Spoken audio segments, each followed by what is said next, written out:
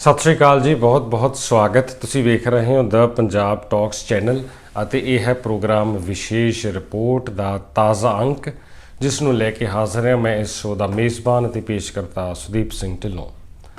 ਹਮੇਸ਼ਾ ਦੀ ਤਰ੍ਹਾਂ ਤੁਸੀਂ ਇਸ ਪ੍ਰੋਗਰਾਮ ਨੂੰ ਦੇਸ਼ਾਂ ਵਿਦੇਸ਼ਾਂ ਵਿੱਚ ਵੇਖ ਅਤੇ ਸੁਣ ਰਹੇ ਹੋ ਦ ਪੰਜਾਬ ਟਾਕਸ ਚੈਨਲ ਰਾਹੀਂ। ਦ ਪੰਜਾਬ ਟਾਕਸ ਚੈਨਲ ਦੇ ਵੱਖ-ਵੱਖ ਮਾਧਿਅਮ ਜ਼ਰੀਏ यानी कि फेसबुक पेज ਅਤੇ यूट्यूब चैनल ਅਤੇ IPTV ਦੀ ब्रॉडकास्ट ਰਾਹੀਂ देशों विदेशों तो जुड़ रहे सारे ही दर्शकों का बहुत बहुत स्वागत करता हाँ। मैं इस शो का मेज़बान ਅਤੇ पेशकर्ता सुदीप सिंह ढिल्लों, जिहदे विच गल करांगे कौमांतरी पद्धर उत्ते चर्चा का विषा बनी अमेरिका के राष्ट्रपति की चोण, जिहदे नतीजे सामने आ चुके हैं। दुनिया भर में चर्चा हो रही है इस विषय की। अमेरिका के राष्ट्रपति अहुदे लई जो चोण हुई है, कितनी अहमियत हुंदी है इस चोण की, ये आपां सारा साल ही वेखते रहे हैं तो हुण नतीजा आउण तो बाद तां ये चीज़ होर भी जग ज़ाहर हो गई है। डोनाल्ड ट्रंप चोण जित गए ने, अमेरिका के 47वें राष्ट्रपति बनणगे ते कमला हैरिस दे नाल मुकाबले विचों जेतू रहे ने ते जिस अंदाज़ में जेतू रहे ने शायद बहुते लोगों ने इस बारे सोचा नहीं होगा, क्योंकि तमाम सर्वेखण ये दस रहे सी कि काफ़ी नज़दीकी मुकाबला होगा, नक्को नक जिहा मुकाबला होने की गल आखी गई सी, पर गल उहो जी होई नहीं ते ट्रंप वड्डे फर्क नाल जेतू रहे ने। सो इस जित दे की मायने ने? अमेरिका के राष्ट्रपति की चोण उपर सारी दुनिया की नज़र क्यों और किवें लगी हुई सी ते आने वाले समय में इसके की प्रभाव पैणगे, इन्हां सारे सवालों संबंधी, इन्हां सारे नुकतियां संबंधी चर्चा करांगे अज दे गलबात दे इस ताज़ा अंक दे प्रमुख विषय वजों। होर विषयां नूं भी छुआ जाएगा, सूबा पद्धर दे, कौमी पद्धर दे अते कौमांतरी विषयां की गल तो होवेगी ही, तो इन्हां सारे विषयों को अज की इस गलबात के ताज़ा अंक में आप दे सामने पेश किया जाएगा। सो इन्हां विषयों संबंधी जानकारी समुचे रूप में हासिल करने लई तुसीं अज की इस गलबात नाल मुकम्मल समय तक जुड़े रहो। गलबात नूं लाइक और शेयर जरूर करियो, होरनां दे नाल साझा करियो ताकि इन्हां विषयों की जानकारी सारिਆਂ तक पहुँच सके। तो इस तरह अपने विचार भी जरूर दस्सियो, तुसीं इन्हां विषयां संबंधी की सोचते हो। अमेरिका के राष्ट्रपति की चोण ते आए नतीजे संबंधी तुहाडे की विचार ने, जरूर इस बारे अपने विचार दस्सियो। अमेरिका के राष्ट्रपति की बहुत चर्चित चोण मुकम्मल हो गई है।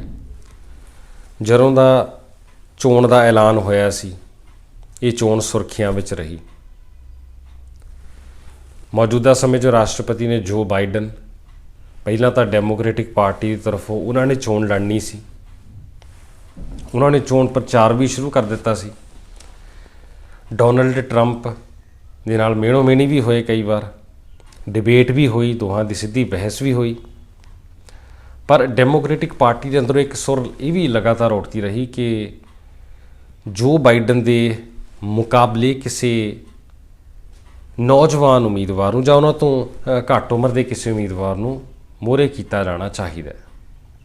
जदों इन्हां सुरां ने तेज़ी फड़ी तो फिर डोनाल्ड ट्रंप के मुकाबले जो बाइडन की थां उप राष्ट्रपति कमला हैरिस नूं उम्मीदवार ऐलानिया गया।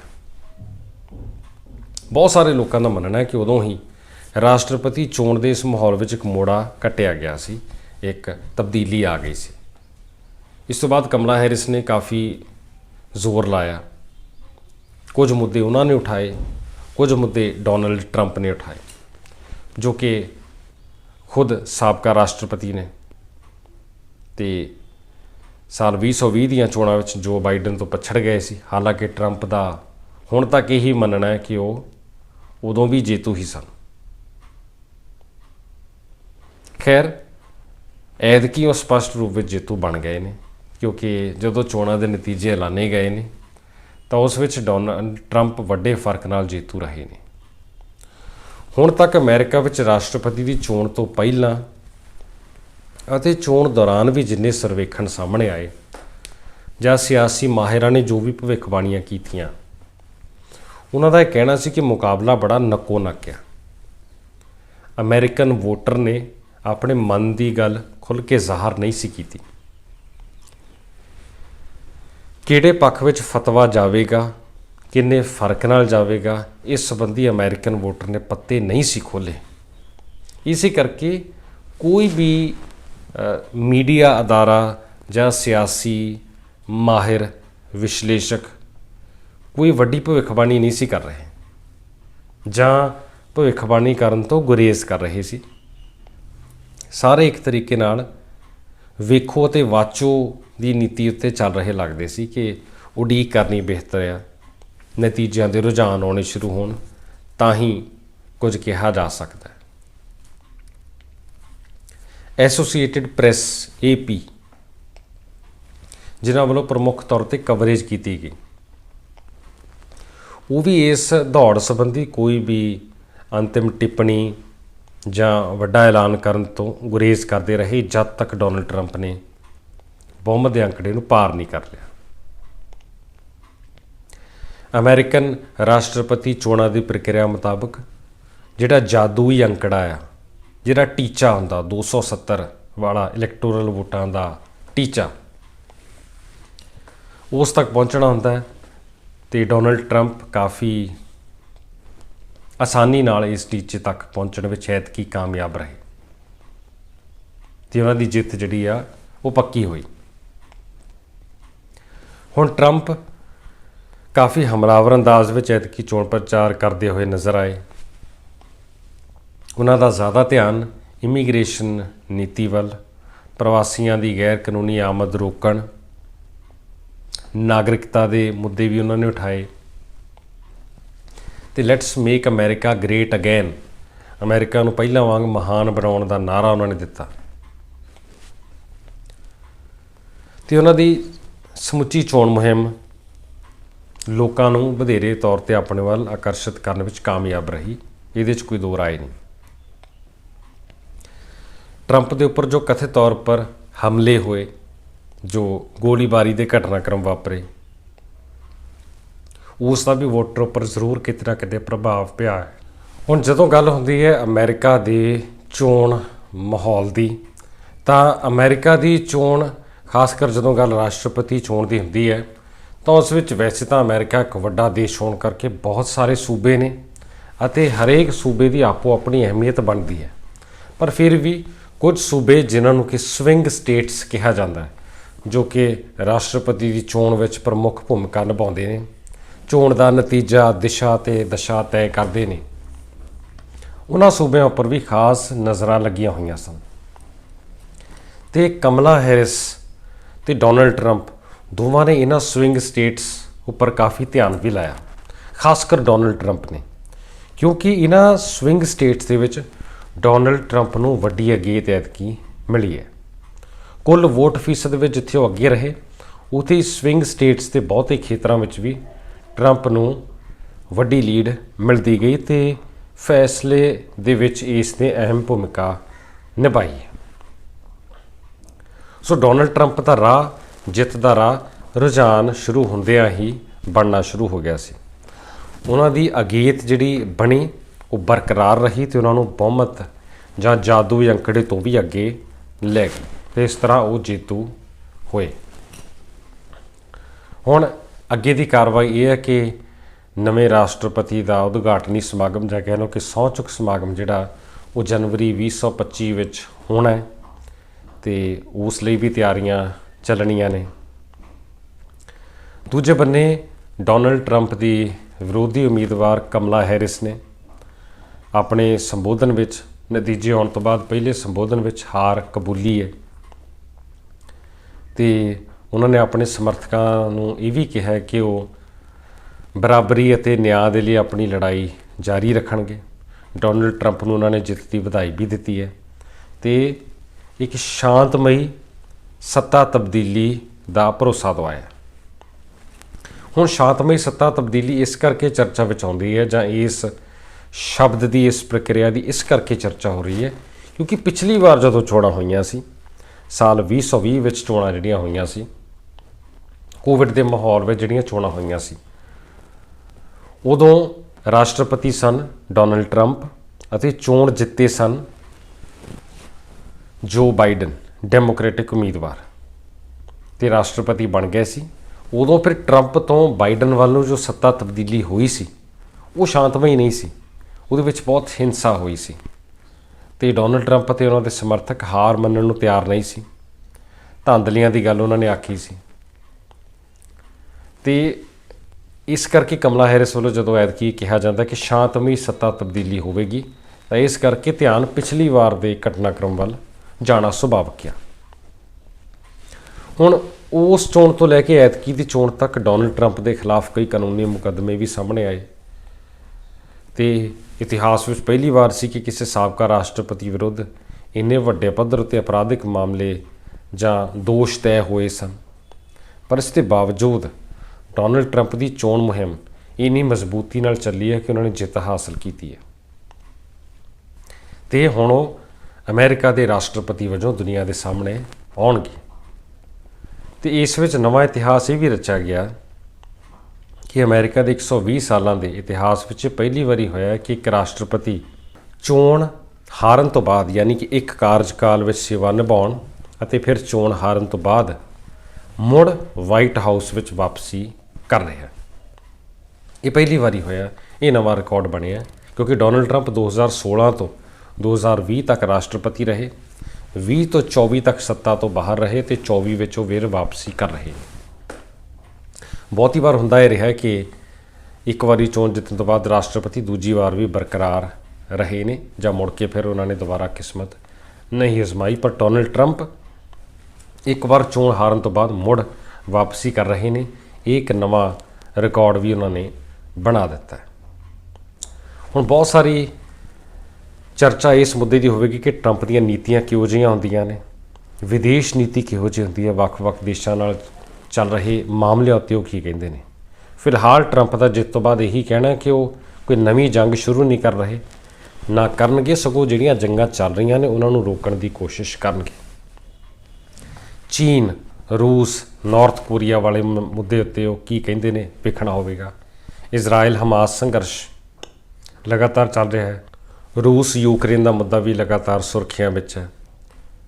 ਨਾਰਥ ਕੋਰੀਆ ਵੱਲੋਂ ਰੂਸ ਦੀ ਮਦਦ ਲਈ ਫੌਜੀ ਦਸਤੇ ਭੇਜੇ ਜਾਣ ਦੀ ਗੱਲ ਵੀ ਸੁਰਖੀਆਂ ਵਿੱਚ ਹੈ ਤੇ ਟਰੰਪ ਵੱਲੋਂ ਪਿਛਲੇ ਕਾਰਜਕਾਲ ਦੌਰਾਨ ਜੋ ਕੰਧ ਬਣਾਈ ਗਈ ਸੀ ਪ੍ਰਵਾਸੀਆਂ ਦੀ ਆਮਦ ਰੋਕਣ ਲਈ ਨਿਊ ਮੈਕਸੀਕੋ ਵਾਲੇ ਪਾਸੇ ਤੇ ਹੋਰ ਖੇਤਰਾਂ ਵਿੱਚ ਗੈਰ ਕਾਨੂੰਨੀ ਪ੍ਰਵਾਸ ਰੋਕਣ ਲਈ ਜਾਂ ਪ੍ਰਵਾਸ ਦੀ ਆਮਦ ਰੋਕਣ ਲਈ, ਉਸ ਸੰਬੰਧੀ ਐਤਕੀ ਹੋਰ ਕੀ ਕਦਮ ਪੁੱਟਣਗੇ, ਇਸ ਵੱਲ ਵੀ ਧਿਆਨ ਲੱਗਾ ਹੋਵੇਗਾ। ਦੁਨੀਆ ਭਰ ਦੀਆਂ ਨਜ਼ਰਾਂ ਇਸ ਚੋਣ ਤੇ ਰਾਸ਼ਟਰਪਤੀ ਦੀ ਚੋਣ ਵਾਲੇ ਇਸ ਕਰਕੇ ਵੀ ਲੱਗਦੀਆਂ ਨੇ ਕਿਉਂਕਿ ਅਮਰੀਕਾ ਦੁਨੀਆ ਦਾ ਇੱਕ ਸਰਕੱਢ ਦੇਸ਼ ਹੈ, ਕੌਮਾਂਤਰੀ ਮਾਮਲੇ ਵਿੱਚ ਸਰਪੰਚ ਦੀ ਭੂਮਿਕਾ ਨਿਭਾਉਂਦਾ ਹੈ ਤੇ ਕਾਫੀ ਸਾਰੇ ਦੇਸ਼ ਇਸੇ ਕਰਕੇ ਨੀਂਹ ਜਲਾ ਕੇ ਇਸ ਚੋਣ ਵੱਲ ਵੇਖਦੇ ਰਹੇ ਨੇ। ਤੇ ਹੁਣ ਜਦ ਕਿ ਚੋਣ ਮੁਕੰਮਲ ਹੋ ਗਈ ਹੈ, ਡੋਨਲਡ ਟਰੰਪ ਨਵੇਂ ਰਾਸ਼ਟਰਪਤੀ ਵਜੋਂ ਸਾਹਮਣੇ ਆ ਰਹੇ ਨੇ, ਤਾਂ ਹੁਣ ਸੁਭਾਵਿਕ ਤੌਰ 'ਤੇ ਕਾਫੀ ਧਿਆਨ ਡੋਨਲਡ ਟਰੰਪ ਵੱਲ ਲੱਗਾ ਹੋਵੇਗਾ, ਉਹਨਾਂ ਦੀਆਂ ਨੀਤੀਆਂ ਵੱਲ ਲੱਗਾ ਹੋਵੇਗਾ। ਭਾਰਤ ਸਮੇਤ ਸਾਰੇ ਦੇਸ਼ ਇਸ ਮੁੱਦੇ ਉੱਤੇ ਕਾਫੀ ਸਰਗਰਮੀ ਨਾਲ ਨਜ਼ਰ ਆ ਰਹੇ ਨੇ ਤੇ ਅਮਰੀਕਾ ਦੀ ਸੱਤਾ ਤਬਦੀਲੀ ਦੀ ਗੂੰਜ ਸਾਰੀ ਦੁਨੀਆ ਵਿੱਚ ਪਈ ਹੈ, ਇਸ ਵਿੱਚ ਕੋਈ ਦੋ ਰਾਏ ਨਹੀਂ ਹੈ। ਸੋ ਇਸੀ ਗੱਲ ਅਮਰੀਕਾ ਦੇ ਰਾਸ਼ਟਰਪਤੀ ਦੀ ਚੋਣ, ਇਹਦੇ ਨਾਲ ਜੁੜਦੇ ਵੱਖ-ਵੱਖ ਪਹਿਲੂਆਂ ਅਤੇ ਕਿਉਂ ਇਸ ਦੀ ਅਹਿਮੀਅਤ ਦੁਨੀਆ ਭਰ ਵਿੱਚ ਮਹਿਸੂਸ ਕੀਤੀ ਜਾਂਦੀ ਹੈ। ਅਮਰੀਕਾ ਦੇ ਰਾਸ਼ਟਰਪਤੀ ਦੇ ਅਹੁਦੇ ਲਈ ਹੋਈ ਚੋਣ ਦੀ, ਇਸ ਚੋਣ ਦੇ ਪ੍ਰਭਾਵ ਦੁਨੀਆ ਭਰ ਵਿੱਚ ਇਸ ਦੀ ਹੋ ਰਹੀ ਚਰਚਾ ਬਾਰੇ। ਅਮਰੀਕਾ ਇੱਕ ਬਹੁਤ ਵੱਡਾ ਦੇਸ਼ ਹੈ ਜਿਸ ਦੀ ਕੌਮਾਂਤਰੀ ਪੱਧਰ ਉੱਤੇ ਬਹੁਤ ਵੱਡੀ ਹਸਤੀ ਮੌਜੂਦ ਹੈ। ਇੱਕ ਮਹਾਸ਼ਕਤੀ ਦੇ ਰੂਪ ਵਿੱਚ ਅਮਰੀਕਾ ਨੂੰ ਵੇਖਿਆ ਜਾਂਦਾ ਹੈ ਤੇ ਦੁਨੀਆ ਦੇ ਕਿਸੇ ਵੀ ਹਿੱਸੇ ਵਿੱਚ ਜੋ ਵੱਖ-ਵੱਖ ਮਾਮਲੇ ਚੱਲ ਰਹੇ ਨੇ ਉਹਨਾਂ ਉੱਤੇ ਅਮਰੀਕਾ ਕੀ ਕਹਿੰਦਾ ਹੈ, ਕਿਹੋ ਜਿਹੀ ਰਾਏ ਦਿੰਦਾ ਹੈ, ਕਿਹਦੇ ਨਾਲ ਖੜਦਾ ਹੈ, ਕਿਹਦੇ ਖਿਲਾਫ ਹੁੰਦਾ ਹੈ, ਉਸ ਦੀ ਬਹੁਤ ਅਹਿਮੀਅਤ ਮੰਨੀ ਜਾਂਦੀ ਹੈ।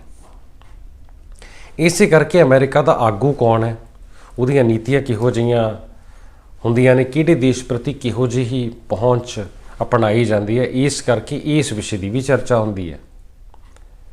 ਤੇ ਇਸੇ ਕਰਕੇ ਅਮਰੀਕਾ ਦੇ ਰਾਸ਼ਟਰਪਤੀ ਅਹੁਦੇ ਦੀ ਚੋਣ ਉੱਪਰ ਸਾਰੀ ਦੁਨੀਆ ਧਿਆਨ ਲਾ ਕੇ ਵੇਖ ਰਹੀ ਸੀ ਕਿ ਨਵਾਂ ਆਗੂ ਕੌਣ ਚੁਣਿਆ ਜਾਂਦਾ ਹੈ, ਕਮਲਾ ਹੈਰਿਸ ਜਾਂ ਡੋਨਲਡ ਟਰੰਪ। ਤੇ ਟਰੰਪ ਵੱਡੇ ਫਰਕ ਨਾਲ ਜੇਤੂ ਰਹੇ ਨੇ। ਅਮਰੀਕਾ ਦੇ 47ਵੇਂ ਰਾਸ਼ਟਰਪਤੀ ਵਜੋਂ ਹੁਣ ਸਾਹਮਣੇ ਆ ਰਹੇ ਨੇ। ਇਸ ਦਰਮਿਆਨ ਦੇਸ਼ ਦੇ ਵੱਖ-ਵੱਖ ਹਿੱਸਿਆਂ ਵਿੱਚ ਇਸ ਮੁੱਦੇ ਨੂੰ ਲੈ ਕੇ ਕਾਫੀ ਸਰਗਰਮੀ ਵੇਖੀ ਗਈ। ਭਾਰਤ ਦੇਸ਼ ਵਿੱਚ ਵੀ ਬੜੀ ਵੱਡੀ ਕਵਰੇਜ ਹੋਈ ਇਸ ਚੋਣ ਨਤੀਜੇ ਦੀ। ਸਿਆਸੀ ਮਾਹਰਾਂ ਨੇ ਆਪੋ ਆਪਣੀ ਰਾਏ ਵੀ ਦਿੱਤੀ ਹੈ। ਪ੍ਰਧਾਨ ਮੰਤਰੀ ਨਰਿੰਦਰ ਮੋਦੀ ਨੇ ਵੀ ਡੋਨਲਡ ਟਰੰਪ ਦੇ ਨਾਲ ਆਪਣੇ ਪੁਰਾਣੇ ਸਬੰਧਾਂ ਦਾ ਜ਼ਿਕਰ ਕੀਤਾ ਹੈ।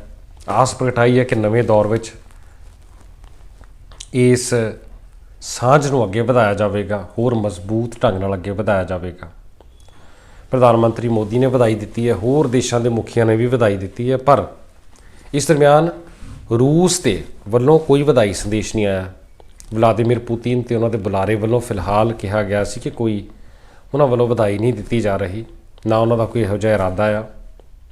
ਰੂਸ ਅਤੇ ਅਮਰੀਕਾ ਕਾਫੀ ਮੁੱਦਿਆਂ ਉੱਤੇ ਆਮੋ ਸਾਹਮਣੇ ਹੀ ਨਜ਼ਰ ਆਏ ਨੇ ਤੇ ਰੂਸ ਵਾਲੇ ਹਾਲੇ ਨੀਤੀਆਂ ਨੂੰ ਵੇਖਣ ਵਾਚਣ ਦੀ ਤਿਆਰੀ ਵਿੱਚ ਨਜ਼ਰ ਆਉਂਦੇ ਨੇ।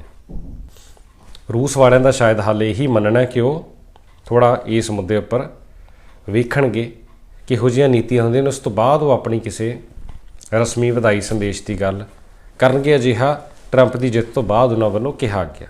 ਹਾਲਾਂਕਿ ਪਿਛਲੇ ਸਮੇਂ ਦੌਰਾਨ ਡੋਨਲਡ ਟਰੰਪ ਅਤੇ ਵਲਾਦੀਮੀਰ ਪੁਤਿਨ ਕਈ ਮੰਚਾਂ ਉੱਤੇ ਇਕੱਠੇ ਵੀ ਨਜ਼ਰ ਆ ਚੁੱਕੇ ਨੇ।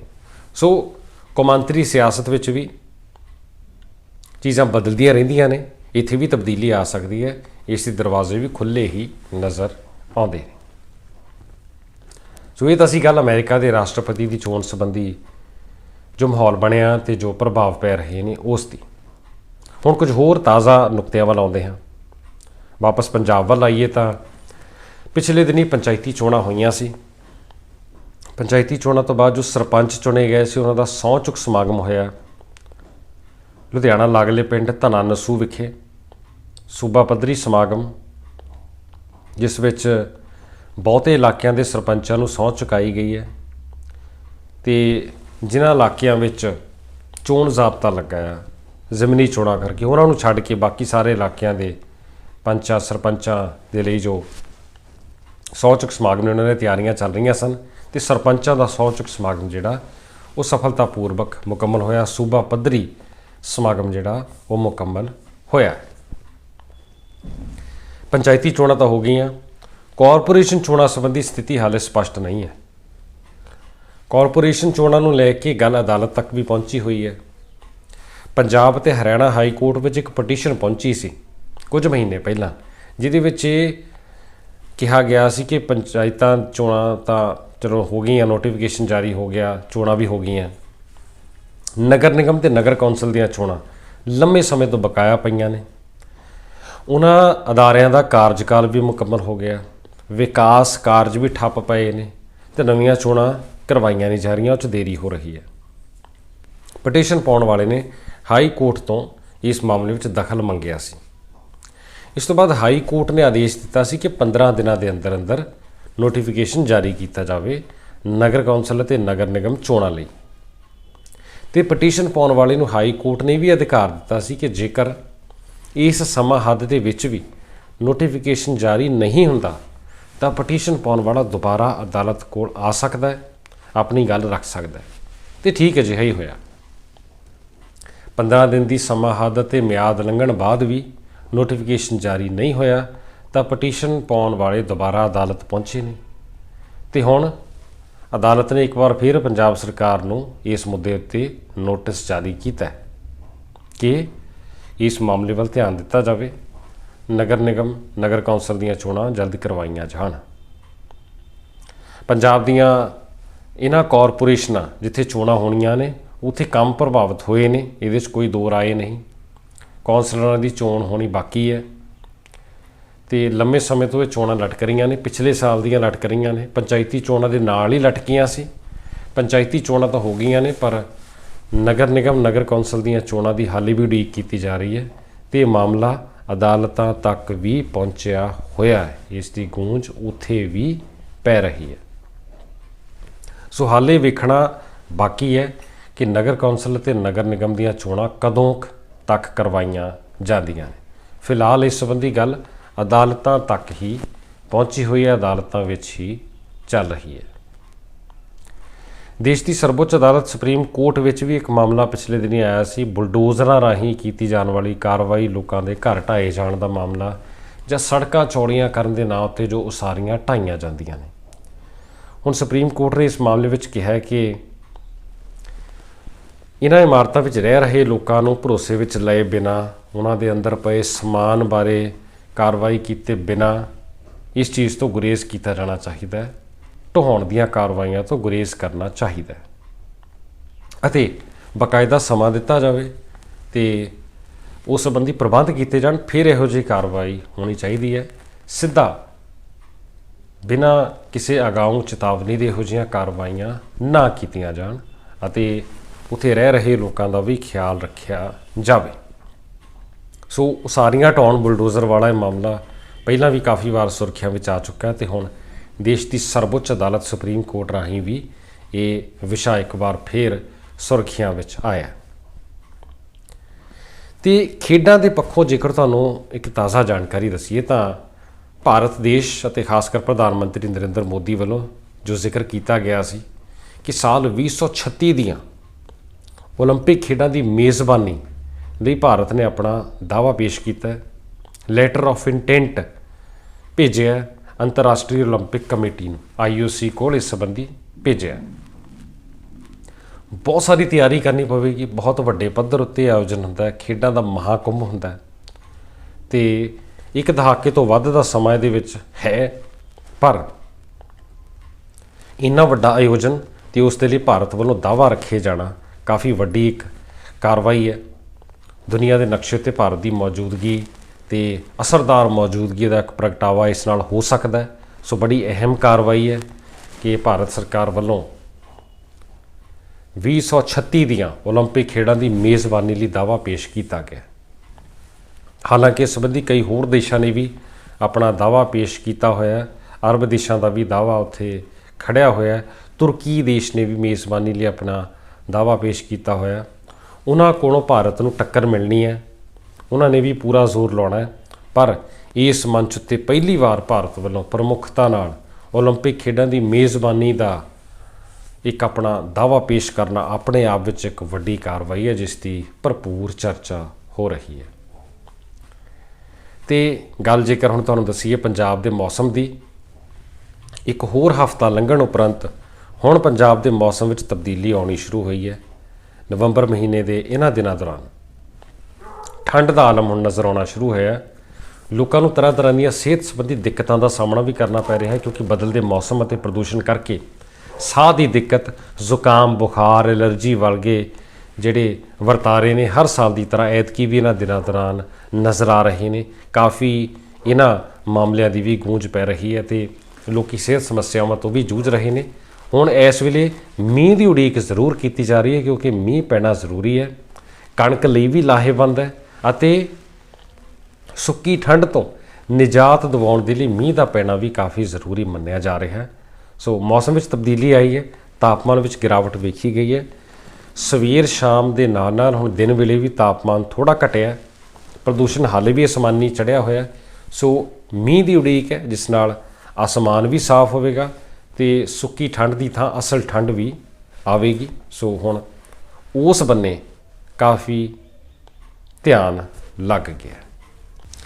इस दे नाल ही वेला मुकम्मल हुंदा अज दी इस विशेष रिपोर्ट के ताज़ा अंक का, जिस नूं तुसीं द पंजाब टॉक्स चैनल राहीं देशां विदेशां विच वेख अते सुन रहे सी। अज दी इस गलबात नाल जुड़े सारे ही दर्शकों का बहुत बहुत धन्नवाद कि तुसीं आपो अपने रजेवें चों समां कढिया, प्रोग्राम नूं वेख्या, सुनिया, लाइक अते शेयर किया अते कॉमेंट्स के राहीं अपनी हाज़री लवाउण वाले, अपने विचार दस्सण वाले सारे ही दर्शकों का विशेष तौर पर धन्नवाद। इस तरह होर भी ताज़ा तरीन जानकारियां लई, प्रोग्रामां लई लगातार वेखते रहो द पंजाब टॉक्स चैनल। वधेरे जानकारी लई द पंजाब टॉक्स के फेसबुक पेज नूं लाइक अते फॉलो, यूट्यूब चैनल नूं सबसक्राइब जरूर कर लवो ਤੇ IPTV ਰਾਹੀਂ ਦੇਸ਼ਾਂ ਵਿਦੇਸ਼ਾਂ ਵਿੱਚ TV ਸਕਰੀਨ ਉੱਤੇ ਵੀ ਤੁਸੀਂ ਦ ਪੰਜਾਬ ਟਾਕਸ ਦੇ ਪ੍ਰੋਗਰਾਮਾਂ ਦਾ ਆਨੰਦ ਮਾਣ ਸਕਦੇ ਹੋ। ਨਵੀਂ ਵਿਸ਼ੇਸ਼ ਰਿਪੋਰਟ ਵਿੱਚ ਨਵੇਂ ਅੰਕ ਵਿੱਚ ਨਵੇਂ ਵਿਸ਼ੇ ਲੈ ਕੇ ਇਹੋ ਜਿਹੇ ਜ਼ਰੂਰੀ ਵਿਸ਼ੇ ਲੈ ਕੇ ਤੁਹਾਡੇ ਸਾਹਮਣੇ ਫਿਰ ਹਾਜ਼ਰ ਹੋਵਾਂਗੇ। ਤਦ ਤੱਕ ਲਈ ਵੇਖਦੇ ਰਹੋ ਦ ਪੰਜਾਬ ਟਾਕਸ। ਅੱਜ ਦੇ ਇਸ ਅੰਕ ਵਿੱਚ ਹੁਣ ਤੁਹਾਡੇ ਕੋਲੋਂ ਇਜਾਜ਼ਤ ਲੈਂਦੇ ਹਾਂ। ਬਹੁਤ ਬਹੁਤ ਧੰਨਵਾਦ। ਸਤਿ ਸ਼੍ਰੀ ਅਕਾਲ ਅਤੇ ਵੇਖਦੇ ਰਹੋ ਦ ਪੰਜਾਬ ਟਾਕਸ।